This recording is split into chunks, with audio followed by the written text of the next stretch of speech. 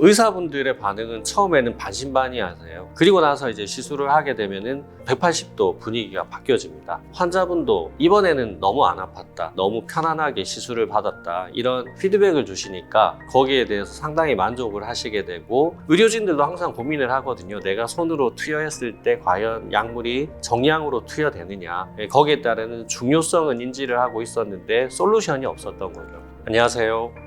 기존 수동주사의 문제점을 해결하기 위해 디지털 자동 안전주사기를 개발한 메디어브의 대표이사 염현철입니다. 기존 손으로 주사를 했을 때 생기는 세 가지의 페인 포인트를 분석을 했는데요. 먼저 첫 번째는 약물 오남용에 따르는 부작용입니다. 그리고 주사에 대한 통증의 두려움으로 병원 내원을 환자들이 상당히 두려워하고 있습니다. 세 번째는 반복 주사 행위에 따르는 손목 터널 증후군 같은 직원병에 시달립니다. 그래서 이 세 가지의 페인 포인트를 해결할 수가 있기 때문에 의료 현장에서는 반드시 필요한 제품이라고 설명드릴 수 있습니다. 설문조사에 따르면 병원을 내원하는 환자분 10명 중에 7분은 주사 통증에 대한 두려움을 가지고 있고요. 52.7%가 치과를 지목을 했고 21%가 얼굴 쪽을 답변을 했습니다. 그래서 저희는 치과 쪽에 주사 통증을 해결하기 위해서 서울대 치대병원의 임상연구 지원을 받아서 2년 6개월 정도의 임상적인 R&D를 통해서 의료기기 2등급으로 허가를 득하고 제품을 출시하게 되었습니다. 처음부터 제가 창업을 하려고 마음먹었던 건 아니고요. 원래는 의료기기 쪽 관련되는 회사에 마케팅 PM으로 역할을 하다가 제품을 기획하고 R&D하고 임상적인 레퍼런스를 만들기 위해서 키닥터 교수님이나 원장님들과 커뮤니케이션 하면서 이 제품을 소프트 랜딩하는 전반적인 프로젝트를 맡아서 진행을 했었는데요. 그러다 보니까 이 의료기기가 기획되고 탄생되고 시장에 선보이는 모든 프로세스를 경험할 수가 있었습니다. 창업을 시작하게 된 마음가짐은 첫 번째는 성공에 대한 열망이었고요. 두 번째는 이 아이템으로 창업을 했을 때 성공할 수 있을 거라는 확신. 세 번째는 인생의 대역전극. 지금의 마음가짐도 그때하고는 크게 다를 바 없고요. 오히려 사업에 대한 확신은 더 생기는 것 같습니다. 물론 성장통은 분명히 겪고 있는 듯한데요. 그런 난관과 허들이 없다면 저 또한 성장을 할 수가 없기 때문에 겪어야 되는 그런 과정이라 생각을 하고 임하고 있습니다. 환자들을 치료하는 의료진들도 항상 어떻게 하면 우리 병원에 내원하는 환자들의 통증을 줄여줄 수 있을 것이냐 고민을 해왔습니다. 그리고 환자분들 또한 내가 치료를 받을 때 보다 더 편안하게 안 아프게 치료받을 수 있는 병원을 찾고 의료진을 찾고 있기 때문에 앞으로 이런 디바이스의 시장은 점점 더 늘어날 것이고요. 저희가 시장의 바운더리를 넓혀나가고 있는 거고요.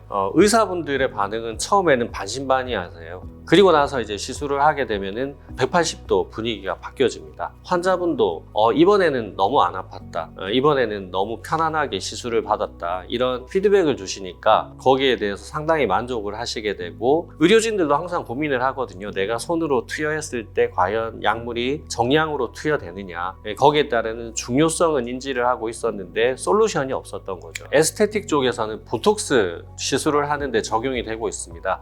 약물의 정량 투여가 정말 중요한데요. 여기 좌우 대칭점에 정량의 약물을 기존에는 손으로 조금 아날로그하게 컨트롤을 해봤다면 0.05cc 또는 0.1cc에 해당이 되는 정량 투여 기능을 통해 가지고 시술의 만족도를 높일 수가 있고요. 저희가 원래 이 투여량을 정밀하게 제어하기 위해서 시작했던 프로젝트는 백신 접종이었습니다. 그 과소과대 접종에 따르는 의료사고가 상당히 많았기 때문에 이런 문제점을 저희가 해결을 해보자 목표를 가지고 정해진 정밀한 양이 인젝션이 될 수 있도록 해당되는 정밀화된 기술을 구현을 했는데, 공인시험기관에 의뢰를 해서 10회 중에 10회 모두 정확하게 적합 범위 안에 들어왔습니다. 차별화된 경쟁력은 우선 첫 번째는 기술적인 요소라고 생각을 합니다. 저희 아이젝트가 세계 최초의 오토 아스퍼레이션 펑션이라는 의료사고 방지 기술을 특허를 등록을 받고 제품을 구현을 했기 때문에 환자로부터 의료사고에 대한 안전성을 보장을 해줄 수 있고요. 디바이스의 특성상 이 그립감에 대한 디자인적인 요소가 상당히 중요한데 연구를 통해서 상당히 많이 고도화시켰기 때문에 사용하는 유저분들의 만족도가 매우 높은 편이고요. 그리고 마지막 세 번째는 해외 시장에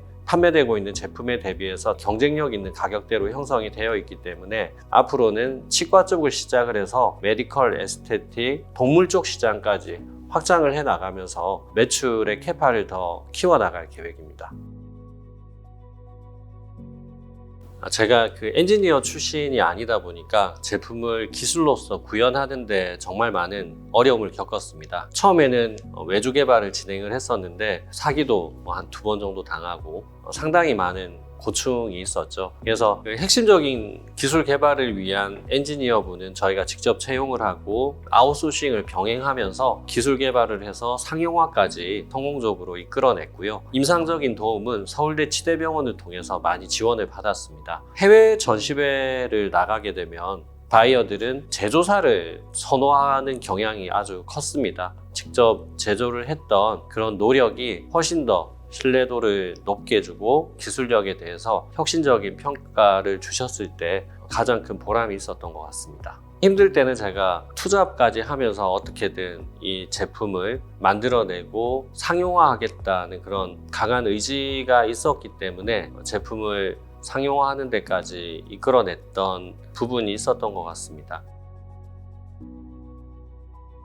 투자를 받기가 정말 어려워졌습니다. 저희도 현재 시리즈 B로 투자 라운드를 진행 중이지만 그 부분을 체감하고 있거든요. 제가 생각하는 저만의 노하우라고 한다면 일단은 많이 노출이 돼야 됩니다. VC들이나 투자자들에게 이런 회사가 있구나 하는 걸 알려야 되고요. 우리 회사에 관심 있어 하는 그런 투자자가 생긴다면 지속적인 팔로우업이 필요하고요. 솔직히 남에게 다가서는 게 그렇게 쉽지는 않지 않습니까? 용기를 조금 내서 저희 회사를 소개하고 본인을 소개를 하게 되면 관심도를 끌어낼 수가 있을 거고요. 관심도를 끌어냈다면 이제 투자까지 클로징을 해야 되잖아요. 우리 비즈니스가 왜 경쟁력 있고 왜 성공할 수가 있는지에 대한 사업 계획서와 거기에 따르는 정말 많은 백데이터들이 준비가 되어 있다면 투자자를 설득을 하고 투자를 이끌어낼 수가 있다고 생각하고 있습니다.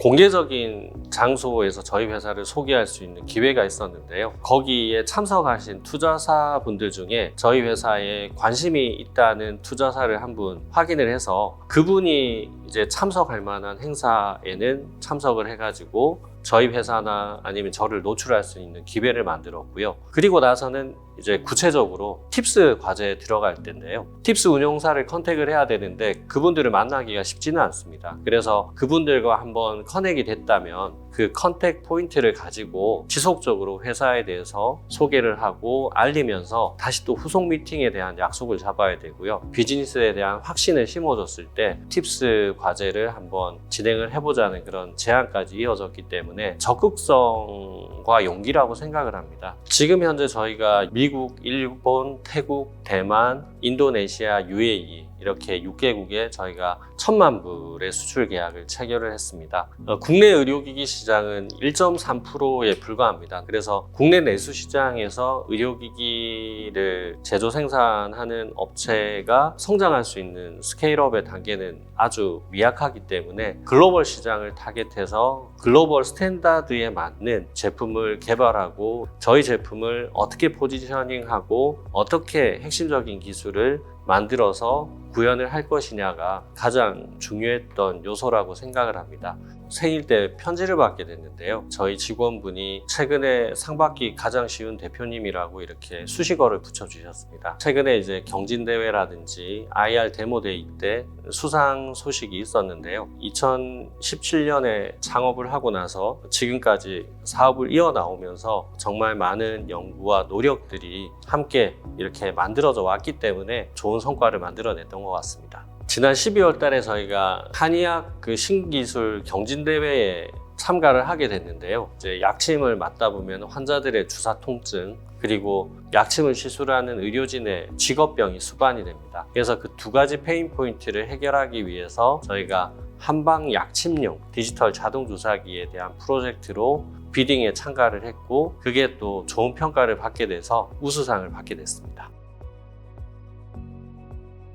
창업을 하면서의 깨달은 점은 고난의 연속이라는 거. 하나의 허들을 넘었다고 해서 그게 끝이 아니고요. 또 다른 허들이 또 존재하고 있는데 그걸 어떻게 넘을 것이냐가 중요하잖아요. 한번 어려웠던 고난의 허들을 넘었기 때문에 그 다음에 어떤 허들이 있어도 머리를 맞대서 다 함께 넘었던 경험이 있기 때문에 두 번째, 세 번째 생기는 허들 또한 자신감과 해결할 수 있겠다는 확신을 가지고 넘어선다면 충분히 허들을 넘을 수 있고, 저희가 목표하는 건 어차피 사업의 성공이지 않습니까? 그 성공까지 가기 위해서는 내가 해결할 수 있다는 확신과 자신감을 가지고 넘어서려고 노력하고 도전하는 게 가장 중요하다고 생각합니다. 저도 조언을 받아야 되는 사람이지만 제가 먼저 창업한 창업자로서 몇 가지 느낀 부분을 공유를 해드린다면, 첫 번째는 내가 얼마나 잘 준비되어 있느냐, 그게 가장 중요한 것 같고요. 그리고 두 번째는 용기라고 생각합니다. 누구를 만나서 회사 소개를 하는 부분이 쉽지는 않습니다. 마음가짐을 좀 강하게 먹고 용기 내어서 먼저 말을 걸고 또 소개를 할 수 있는 그런 용기가 필요하고요. 그리고 마지막 세 번째는 창업자가 확신이 없으면 함께 일하시는 분들이 확신을 가질 수가 없죠.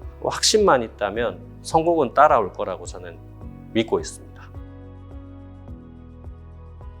현재 저희는 치과 쪽에 있어서는 제품 출시가 벌써 6년 차에 접어들었습니다. 그렇기 때문에 시장 점유율은 한 20%가 조금 올라갔고요. 보다 더 큰 시장으로 진입하기 위해서 메디컬 시장으로 시장을 확장을 했습니다. 새로운 블루오션을 만들 수 있을 거라 확신을 하고, 현재 메디컬 쪽에 임상 케이스와 레퍼런스를 저희가 준비를 해 나가고 있고요. 그리고 저희가 앞으로 가고자 하는 방향은 내가 어느 병원에서 어떤 약물을 몇 cc, 몇 회 인젝션을 했는지, 그리고 다음에는 내가 언제 어떤 약물을 몇 cc 인젝션을 해야 되는지, 거기에 따르는 데이터를 의료진과 환자, 보호자가 실시간으로 모니터링 할 수 있는 플랫폼을 구축을 하고자 합니다. 1차는 동물 쪽 시장으로 구제역 백신을 타겟으로 저희가 제안을 하고 있고요. 그리고 인체용으로는 난임부부의 배란 유도 주사, 소아과 영역에 있어서의 예방접종이나 백신 접종을 정량으로 정밀하게 주사를 하고, 그리고 해당되는 약물이 어느 정도 접종이 됐고 몇 명에게 접종이 됐고, 여기에 따른 데이터가 쌓이면서 백신이나 예방접종 주사제에 대한 수요 예측까지 이어지기 때문에 저희 디바이스를 스마트화하고 그리고 플랫폼 기술을 융합해서 헬스케어 플랫폼을 구축을 하는 게 저희 메디어의 비전입니다.